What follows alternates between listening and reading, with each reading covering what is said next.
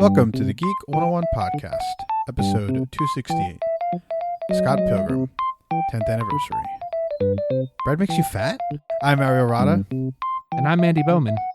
Today we're talking about one of the greatest movies in the modern day canon, a cult classic to the highest degree, Scott Pilgrim vs. the World by Edgar Wright. It is the 10th anniversary. It is one of our favorite movies individually. It is one of the ultimate geek movies, and so we've decided to use this movie as the end point for Geek 101 podcast as we know it. We are, of course, continuing on the feed. We perhaps may not have an episode next week, but we will for sure have one within the next 2 weeks, and we will continue to have more contributors on this feed. We're trying to give you more content as we rebrand into the Pop Culturist, and we will have more announcements with that brand in the coming weeks.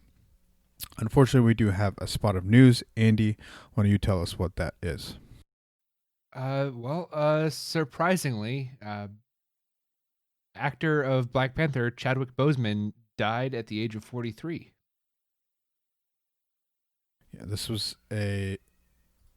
an unsuspecting passing to every single person I know. The news came out that he has been battling colon cancer for the last 4 years. Basically, ever since he finished filming for Civil War, every subsequent film he completed while going through surgeries and going through chemo. You know, one of our main criticisms for Black Panther, Andy, or one of mine anyway, was that the CGI at the end of that film, the final action scene, was so impersonal and rushed and a mess, and it kind of just didn't fit with the rest of the movie. And now I can kind of see that perhaps that it was done that way in an effort to, to put less strain on Chadwick Boseman as he was kind of beginning this struggle with cancer. Yeah. Just thinking that pretty much through his entire tenure of Black Panther, he was going through just major chemotherapy and just the internal stress that, having a disease like colon cancer has on you. There have been a couple of outlets, popular ones, The Ringer, for example, who decided to release, for lack of a better word, obituaries for Chadwick Boseman, and for some reason The Ringer decided to release one that was written by a white person. I found that to be really almost disrespectful, because if you look at the filmography of Chadwick Boseman in his final couple of films, they were very specifically meant to promote the idea of black excellence, to portray black heroes on screen, both in real life and fictional. You have Black Panther and his few roles in Infinity War and Endgame. He played Thurgood Marshall. He was, in The Five Bloods, he played a very specific character in there. I mean, he has a history of playing James Brown and Jackie Robinson, and he said that every role I take after Black Panther is designed to push forward the idea of black excellence, to lift up black voices, to show kids that there are black heroes, or that they can be heroes, right? To represent that. I love that the idea that he knew he had limited time on this earth, and he said, I'm going to push this message with my final works. Yeah, and I think it's really important to remember with Black Panther that was a $200 million opening movie. That this was something that families went to go see, and no one even thought it was, like, even the weekend it came out, the box office nerds were like, oh, it might do 100 million over the 4-day weekend, and instead it broke everyone's expectations, and to me that really goes on just to show you how important this kind of character is, even if it is in MCU blockbuster movies. It was still $700 million made. That's one of the top movies of all time as far as box office goes.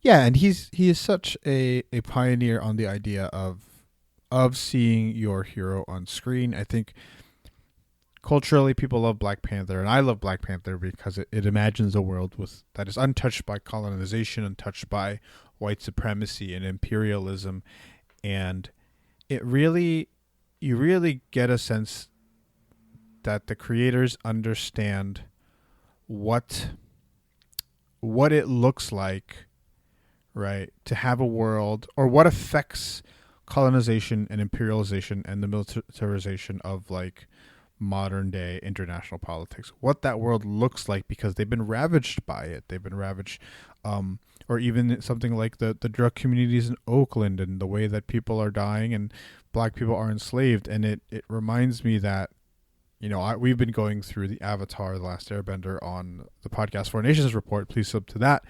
We are going to start season 2 next week. But when you watch that show, the intricacies and the details behind that show trying to address colonization and genocide and Asian culture, they're all wrong, right? They're all wrong.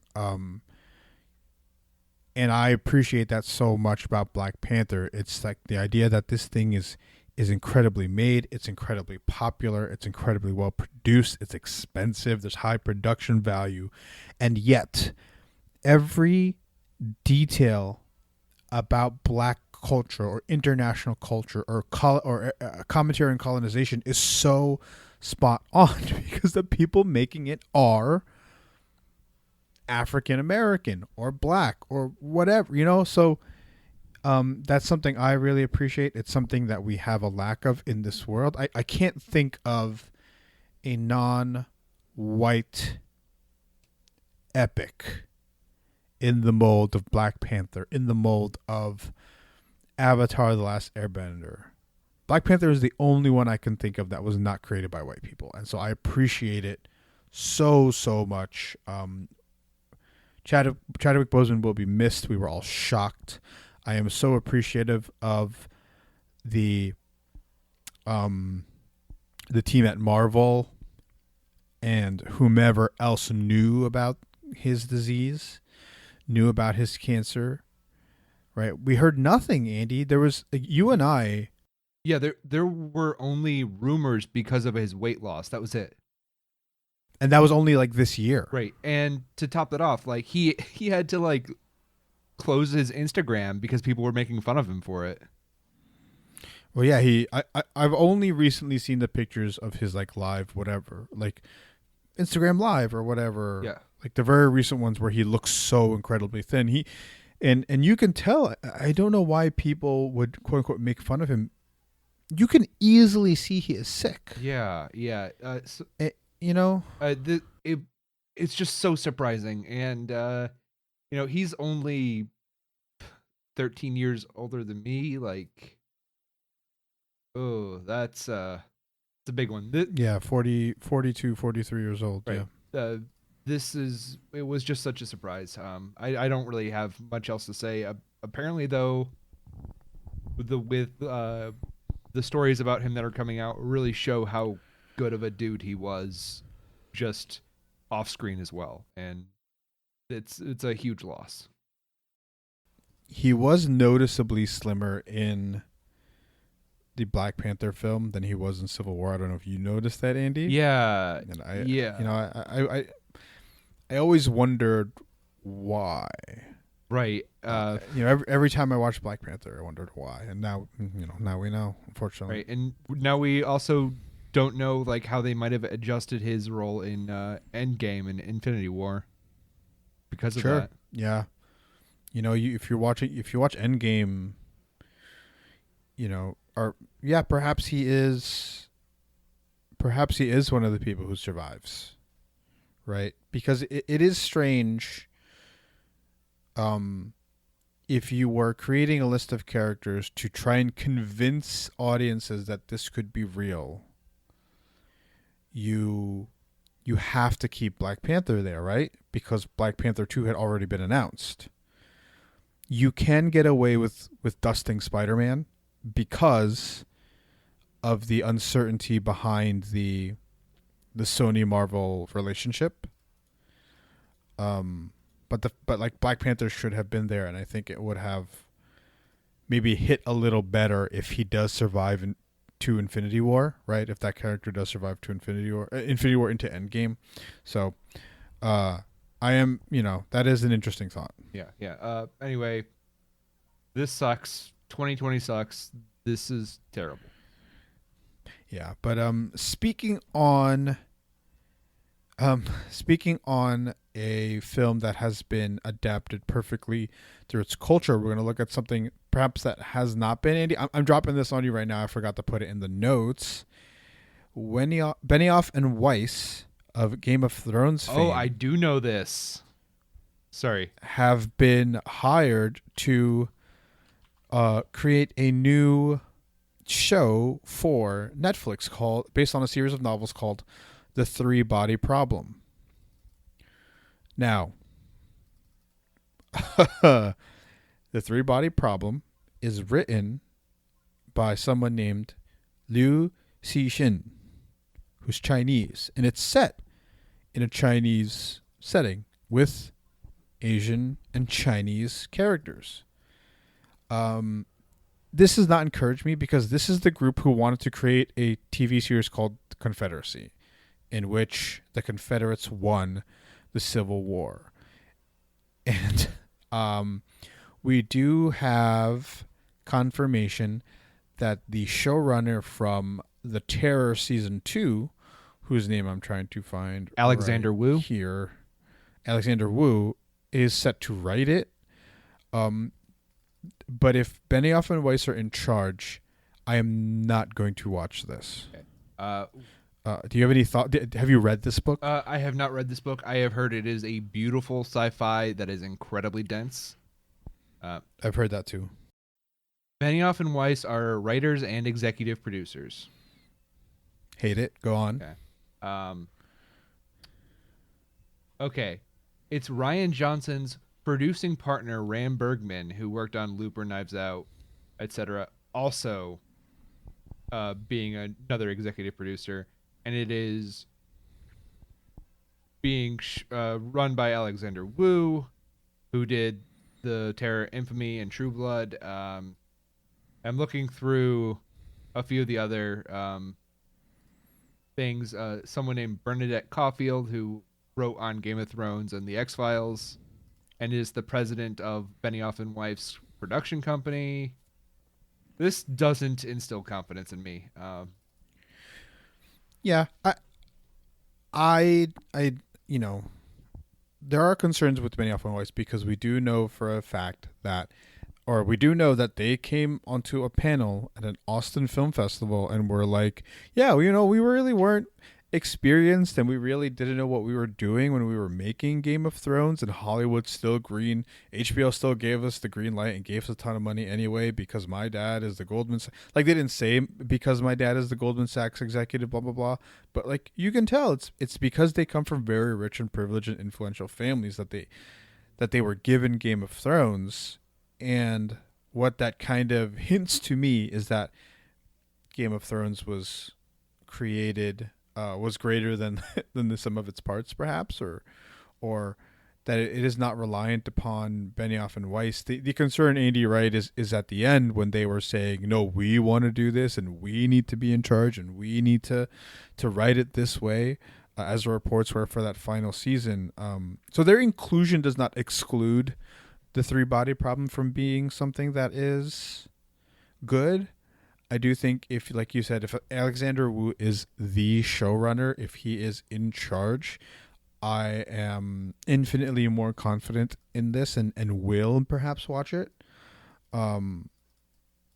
but I really don't like Benioff and Weiss. I don't like what they stand for, right? I think it's very, very clear that I really dislike the idea of Hollywood elitism and the privilege that comes along with a lot of those like those like Hollywood producers and whatnot. Yep, just great. This will be fun. This will be either really good or probably just meh.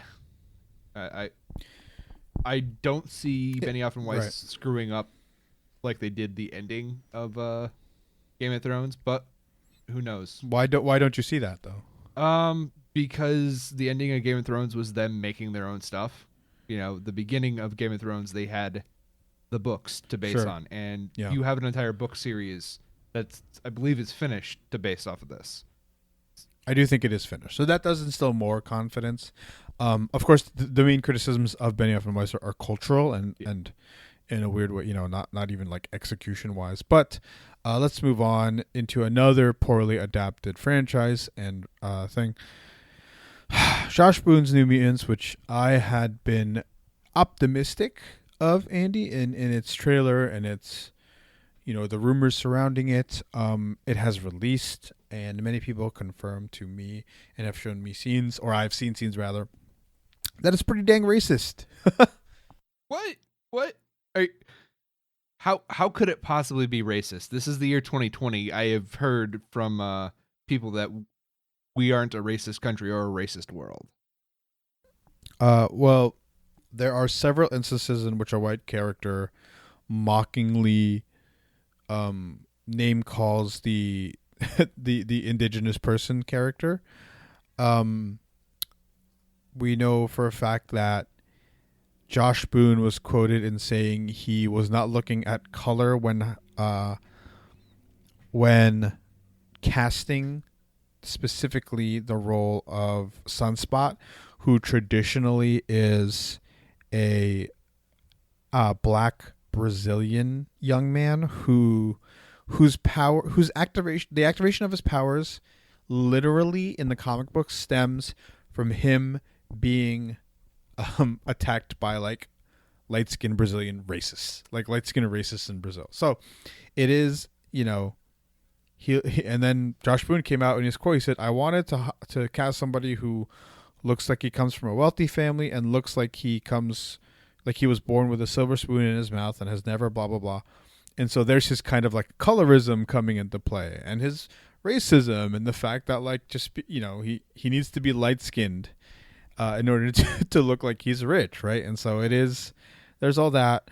But I think the most heartbreaking thing we need to look at here, the whole bit, I can exclude racism, but I draw the line at Bob McLeod, who is the original creator of the New Mutants, of the main characters of this film, has come on Twitter and on Facebook and basically said, I'm going to quote it here. I was going to read the whole thing. "I was very excited when I heard they were making a New Mutants movie. I thought making it into a horror movie was perhaps an interesting idea, but not at all how the character should be introduced to the public at large. But hey, my character's in a movie. I never would have thought that would actually happen. But then I was disappointed when they didn't give Danny braids, although I like Blue Hunt, who's the actress. I was disappointed when Rand wasn't a redhead with spiky hair, although I adore Maisie Williams. I was disappointed that Sam isn't tall and gawky, although I do like Charlie Heaton. But mainly, I was very disappointed that Roberto isn't short and dark-skinned, yet another example of Hollywood whitewashing. There's just no excuse. So basically, Josh Boone erased everything I contributed to the way the characters look. And now, the movie has come out at last, and apparently they've credited someone named Bob McLeod, and they misspelled his last name in the end quote, and they misspelled his last name in the credits of the film. It's inexcusable. It's offensive, along with the racism, and it's heartbreaking for this guy who created these things, right? Who has this like special relationship to these characters that he created. He wanted to see something of his go into it, and especially in terms of Roberto, a very important part of that character story. But to just not even try and to just misspell his name is just so it's gross. Yep. Yep. This is, I mean, I'm becoming more sensitive to our authorial intent and what was created and how really screwing up adaptations in just blatant ways is disrespectful to the creator. And you know, it'd be one thing if they talked to Bob and he's like, okay, yeah, I approve all this, but he wasn't even consulted. That's even worse in my book. Yeah, and it's not, and something like New Mutants is not something so big that it has moved to the public kind of consciousness, right? Something like Batman, you can forgive the Dark Knight Returns, right, by Frank Miller, because even at that point we had gotten so many Batmans and we knew what Batman was. Spider-Man Homecoming, there is nothing in that Peter Parker that or there's nothing in kind of like the story that Peter Parker is in that is reminiscent of the Spider-Man Peter Parker story that we know and love and are used to, right?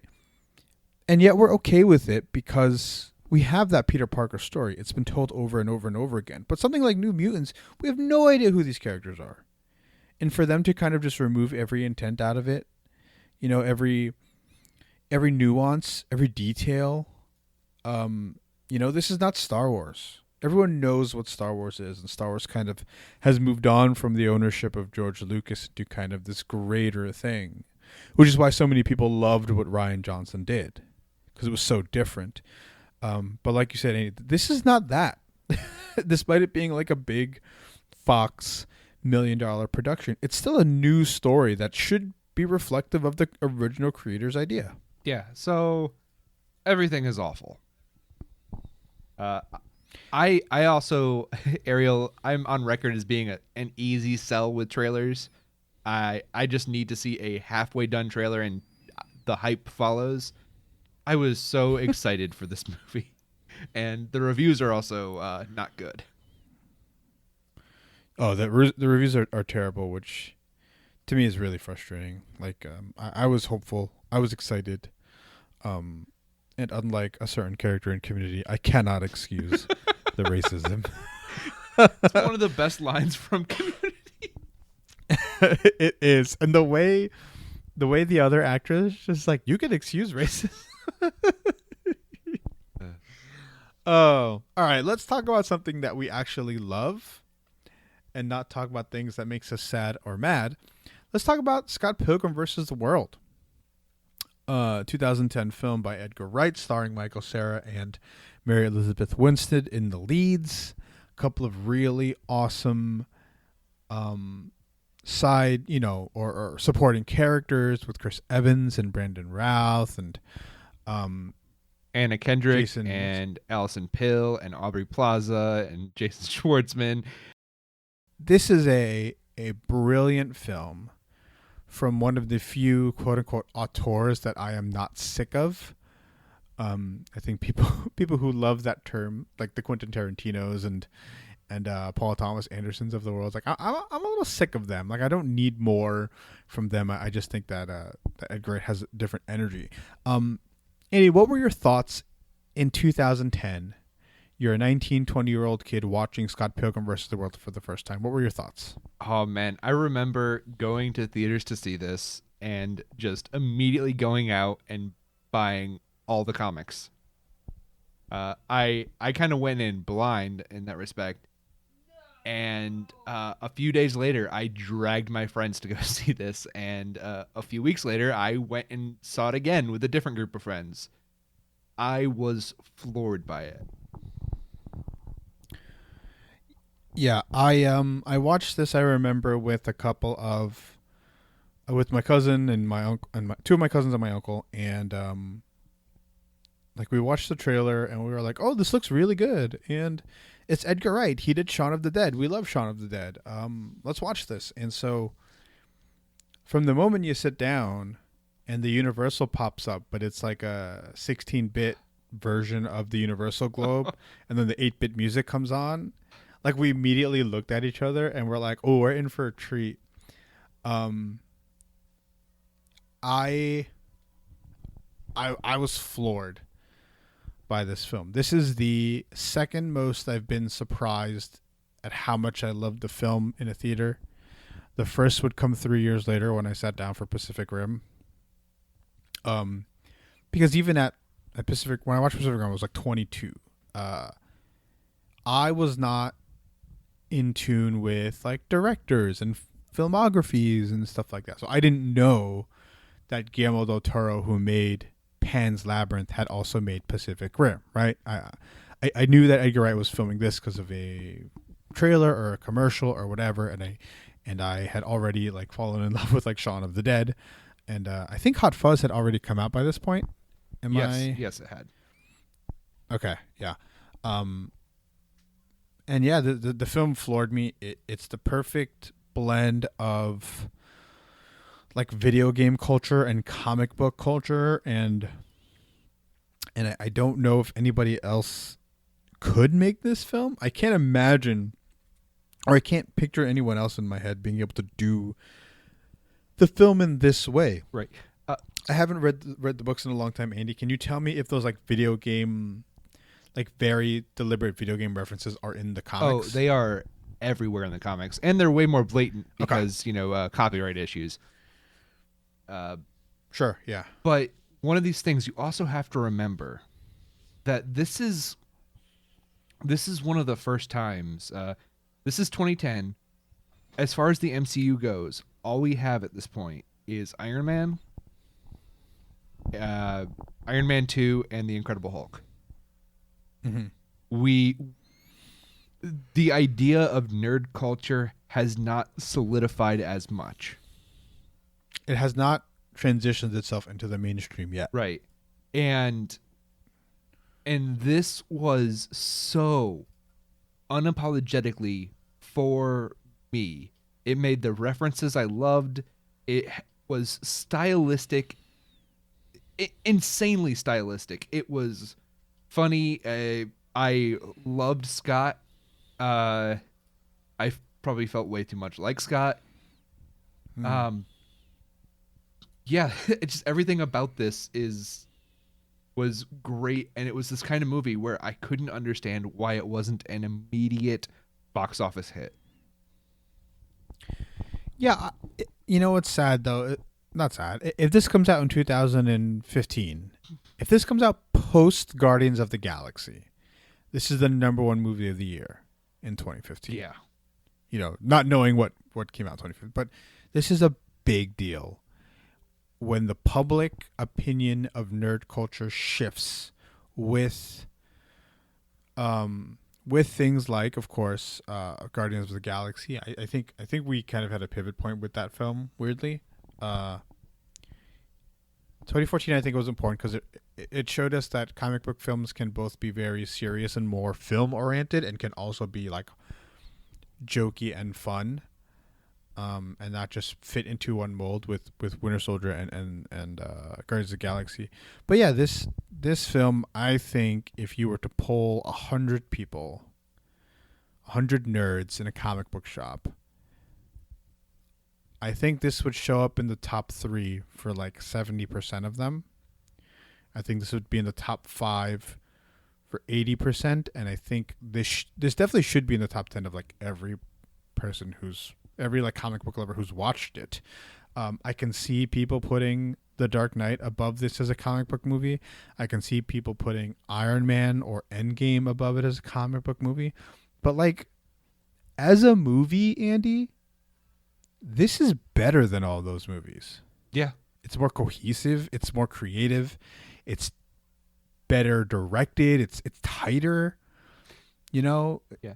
It's just this is as close. This is one of those movies. This is as close to a perfect movie as you can get, I think. Yeah, yeah. I mean, and if for some reason you're listening to this podcast, you have not seen Scott Pilgrim, just go watch it. Whatever, rent it on VOD. I have the Blu-ray. It's on totally Netflix. worth. Okay, yeah, it's on Netflix.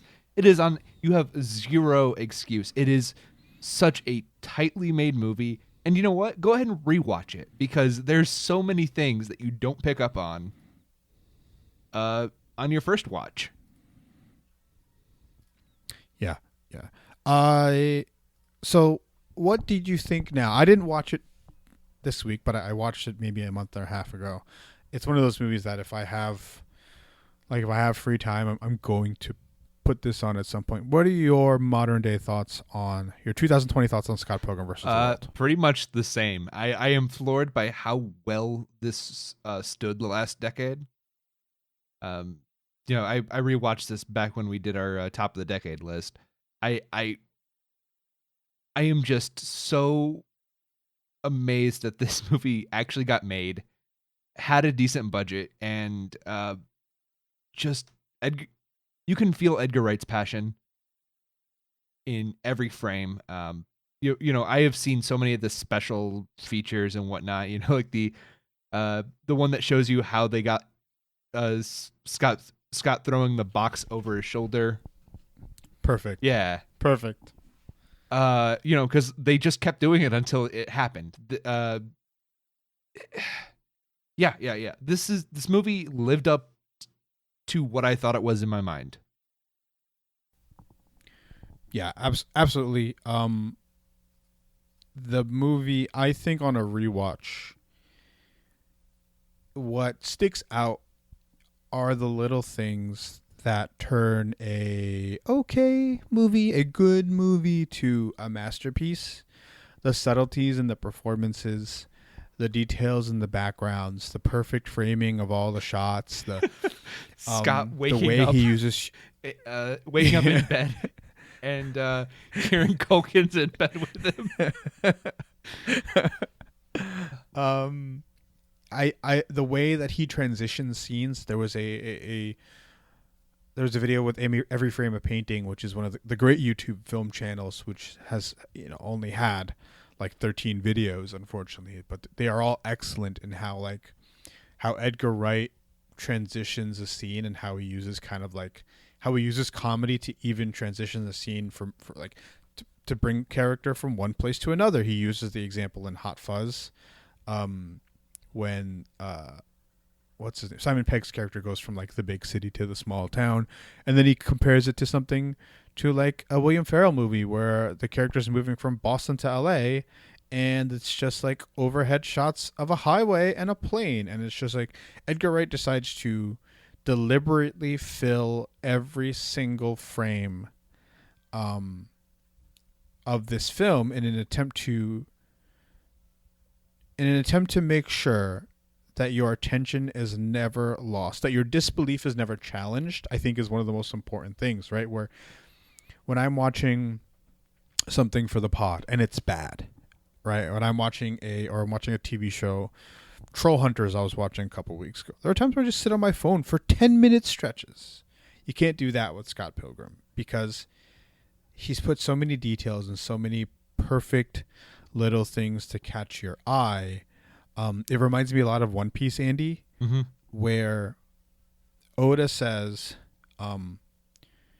it's the difference between One Piece and Bleach, where Bleach is like, look at this cool panel, and then look at the empty space behind it. Where Eiichiro Oda in One Piece is just like, I'm going to fit every single space of this page with information that you can dissect, that you can adore, that you can attribute to someone, that can make you laugh, that can make you cry, that can make you think. I am working from a space where I have so much more brain power than anybody else in the world, that I can do that I can fill your subconscious so that you cannot turn away from this film. This is why I think that Edgar Wright is kind of like the only acceptable Western director I can think of to make a One Piece film, because he kind of has that dedication that Oda reflects in his thing.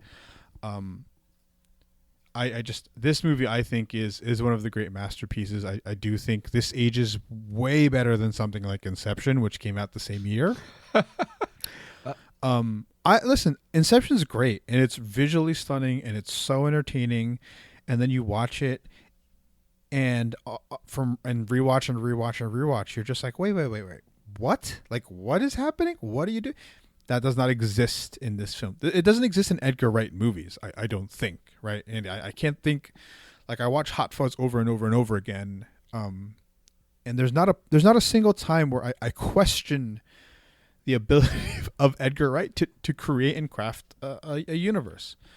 Right. And Ariel, on the Wikipedia page, one of the longest sections of the Wikipedia page is on just analysis and explaining how Edgar Wright's directing techniques are innovative and different from everything else, and why, like, it was shortlisted for a bunch of visual and technical awards, because, like, apparently there's a spot where he edits it in such a way where there is a screen wipe, but you don't notice the screen wipe. So there's all these things about magical realism, using the actual comic book fonts within the movie itself, and having the fonts interact with the characters. There's all these things that are just attention to details that only Edgar Wright could have done. Agreed. I have a couple of questions here for you, Andy. All right. Who is your favorite Evil X? Oh, that's really easy. Lucas Lee. Lucas Lee is the pretty good skater turned pretty good actor. Yeah. Played by Chris Evans. Oh man, do you know how much my mind was blown when someone told me that was Chris Evans? That was Captain America? It's so perfect. I think we have to mention this film is filled with quote unquote geek royalty or future geek royalty. Yes. So we'll bring them up later as they come. But Chris Evans as Lucas Lee. Obviously, this is pre Captain America. Right. You can see it is post he is Human trying Torch. to gain a little bit of weight. Like, he is kind of buff. But yeah, he's bigger than he is in the Fantastic Four films. Yeah. But just, and the entire sequence with him is just great. He steals every second of screen time he's in, and you can totally see how a guy like this dated Ramona Flowers and how that ended. Yeah. I love that the way he beats him. It's just like, but you can't do that grindy thingy. And then he goes, "There's girls watching."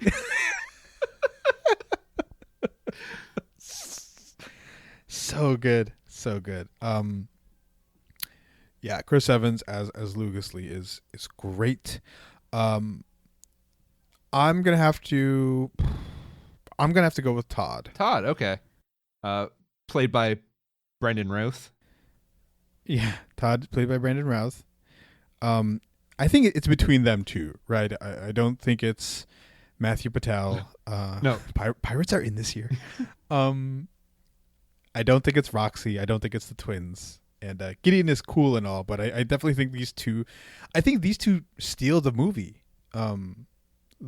Chris Evans and Brandon Routh. Brandon Routh, he plays a vegan who has telekinetic vegan powers. And but yeah, he's so good. He's so serious. And Brandon Routh, I think, was miscast as Superman when that Superman Returns film came out in, like, I don't know, whatever. He is so brilliant in kind of in a comedic role.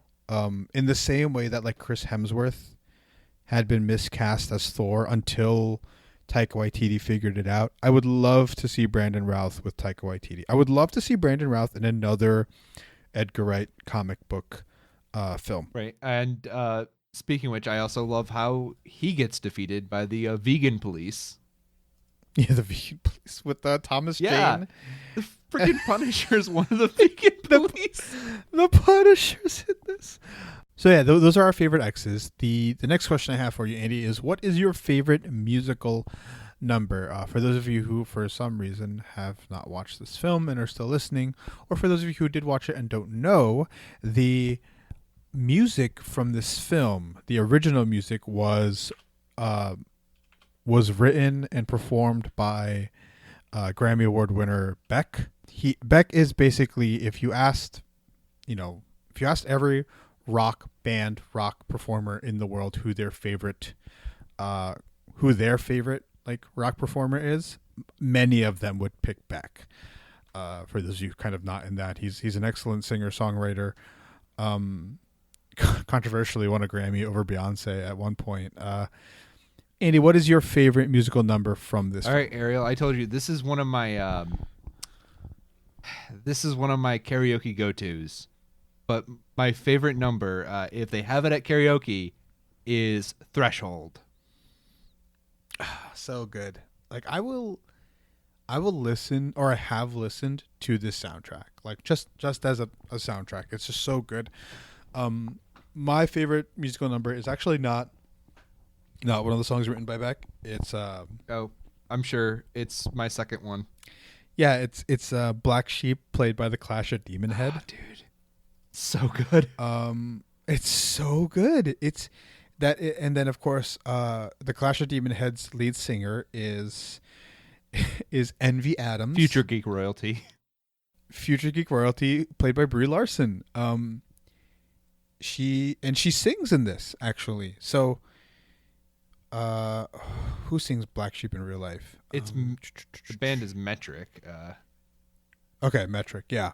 It's a song, like it's a real song written by them. It's great. It's a great song. That visually, that scene is so good. The back and forth between Envy and Scott and Ramona and Knives. Yeah, it's so good. And it goes even further than that though, because the music is also a huge part of the comics, to the point of the music, the comics actually having like the chords and how to play these songs on guitar.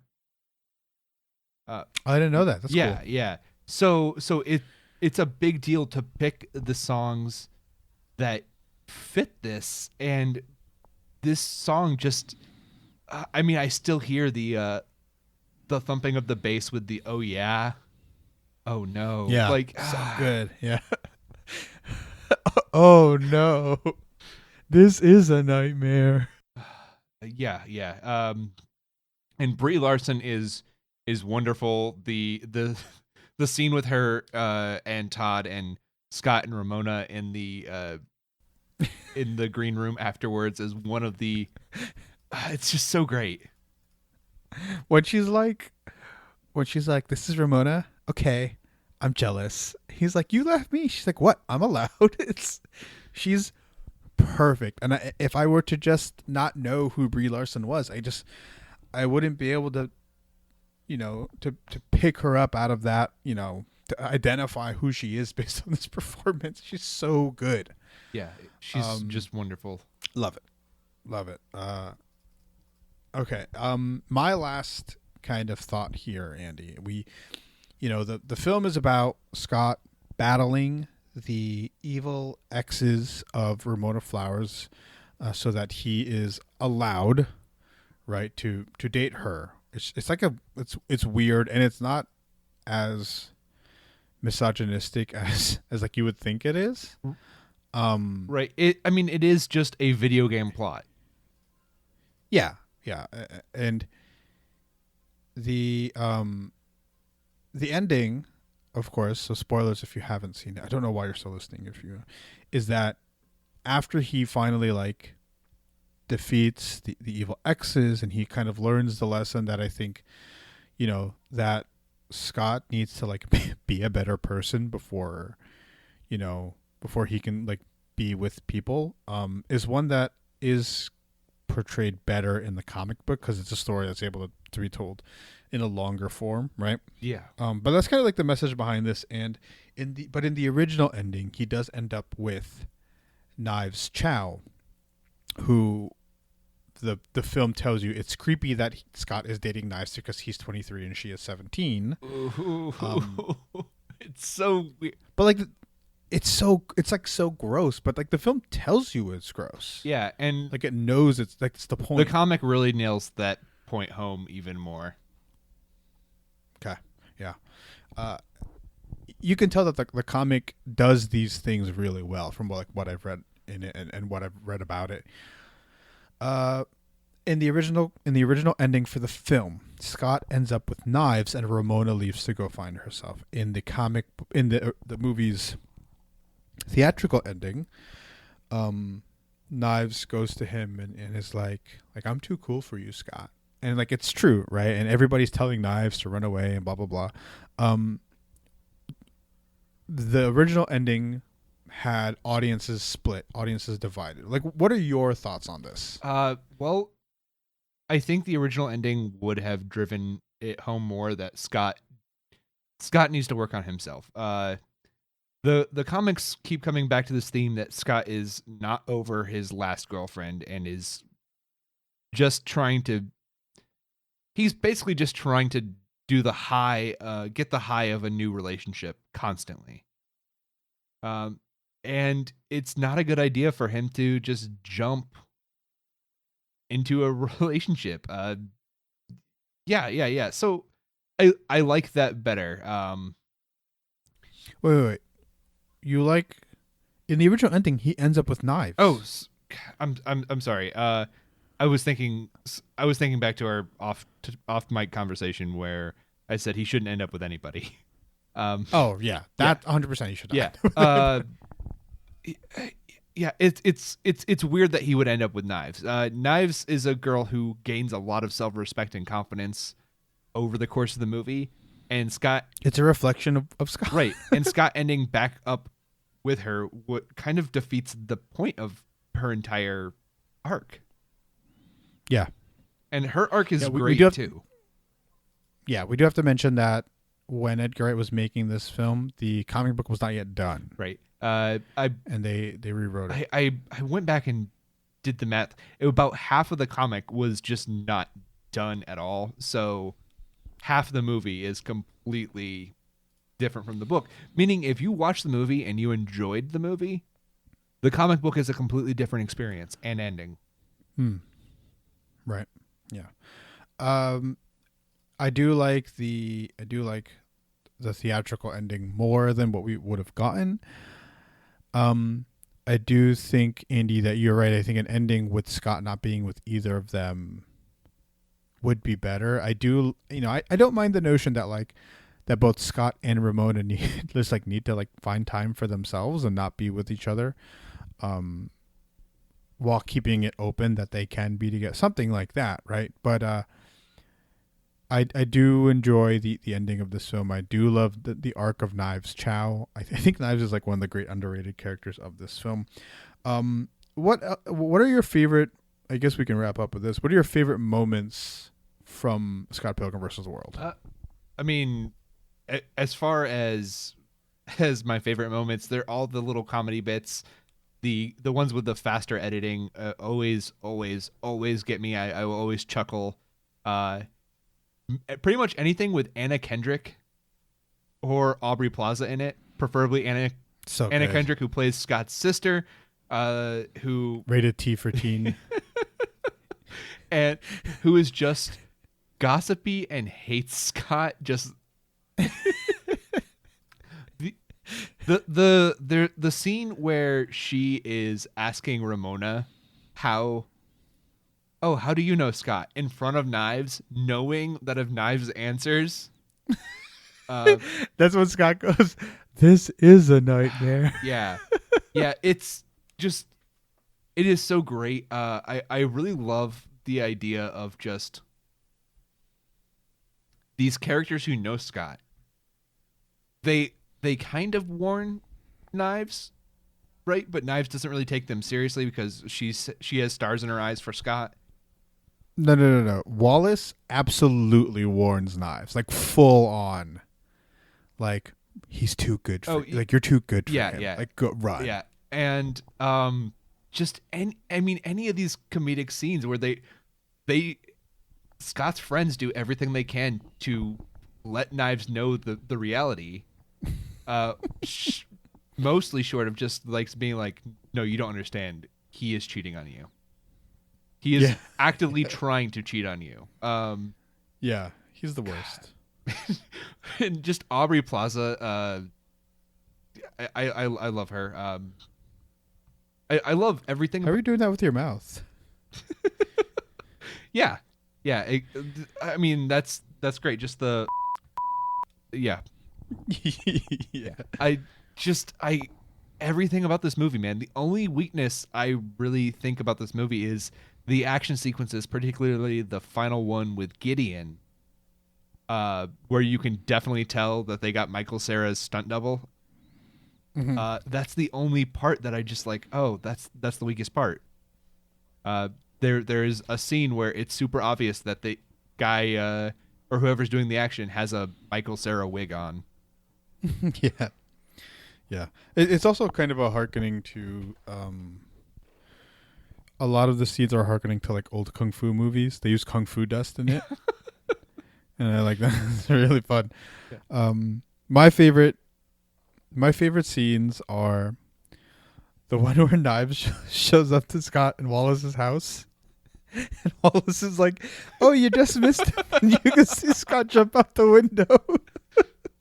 Yeah, and the look on her face is so disappointed. Like, oh. She's like, "Oh." I love when sorry. When Scott, the other Scott, the talent, he's like, Scott and Envy used to date.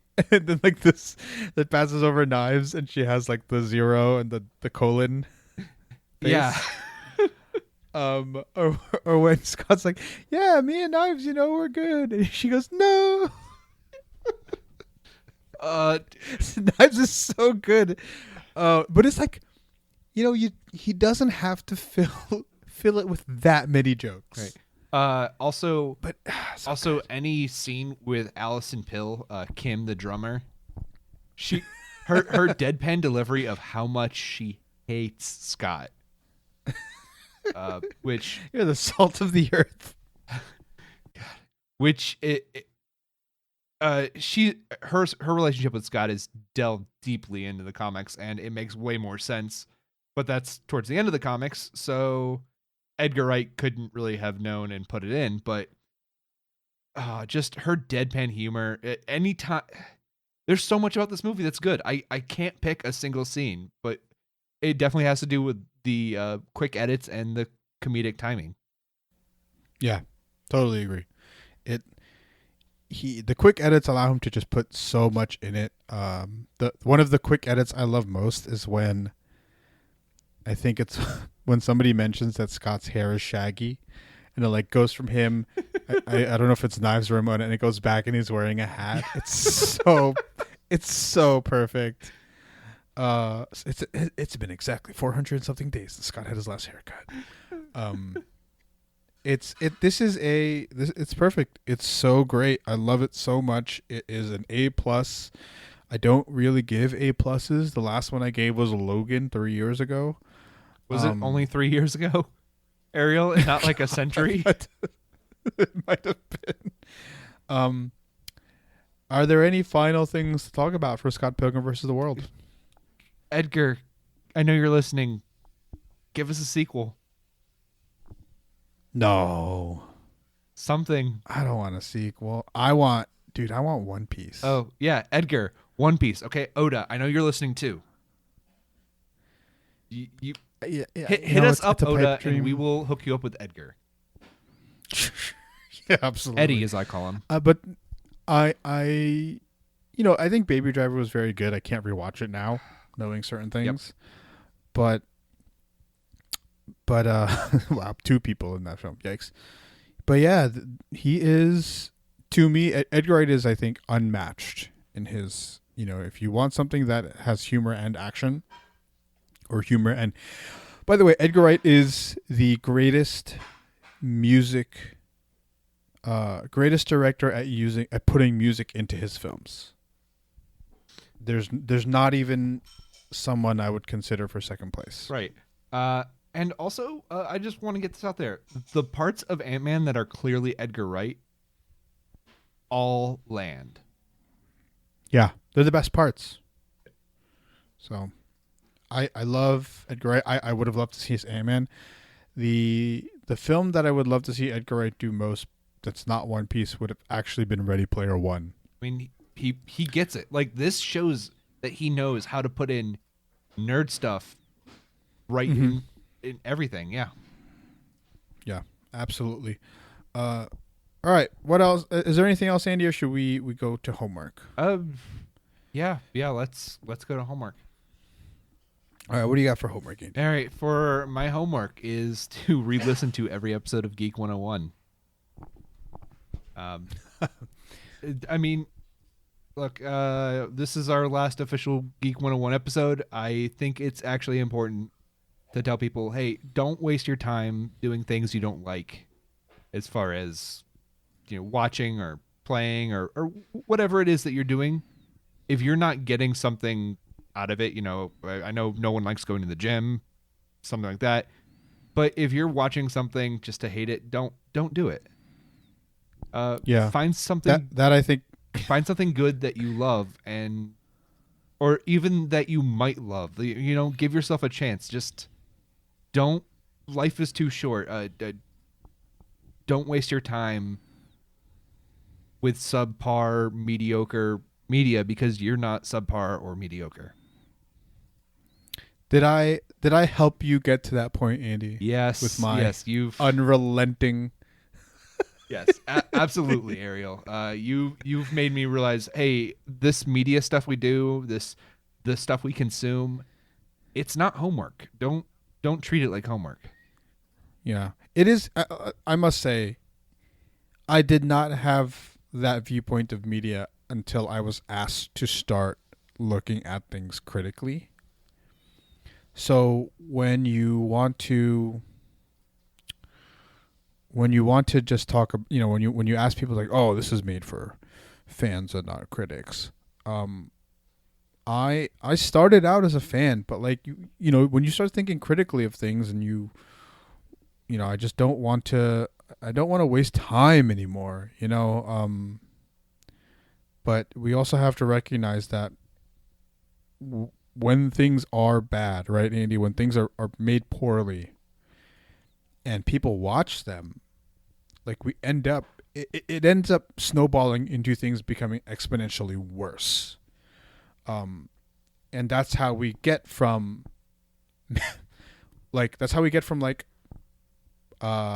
Sucker Punch and Watchmen, right? Because people are just like, oh, it looks cool, let's watch it. That's how we get Man of Steel, Batman v Superman, Justice League. I know certain people like those movies. I question their judgment. That's how we get, if people continuously watch shows like Arrow, that's how, we get Inhumans. Dude, Ariel, do you know how freeing it is that ever since we finished the Crisis crossover, I have not watched a CW show, and it is so freeing and uplifting, and I am just happy. Of course, the exception being Legends of Tomorrow, which is the greatest show on television. Sure. No, I totally agree with you. Please go back and listen to episodes that you might love. Let's do a roll call of the things that we are still currently, like the podcast we are still currently doing. What other projects do you work on currently? All right. Well, the current big one is the Monkey Off My Backlog podcast, a podcast where me, Tessa, and Dr. Sam go over our massive backlogs and just kind of discuss them and, try to get involved with listeners and just talk about stuff that we've been meaning to get to for a while. It is on Twitter at Monkey Backlog. Other than that, I will have a reoccurring column on the Pop Culturist Hub website when that goes live. Yeah, expect that in the next few weeks. I am tentatively still talking basketball on the NBA Asians podcast. I'm still very active on the NBA Asians Twitter, so you can follow me there. I do the Four Nations Report podcast, which is an Avatar: The Last Airbender rewatch podcast. You can find me there. Of course, I will still be on this feed.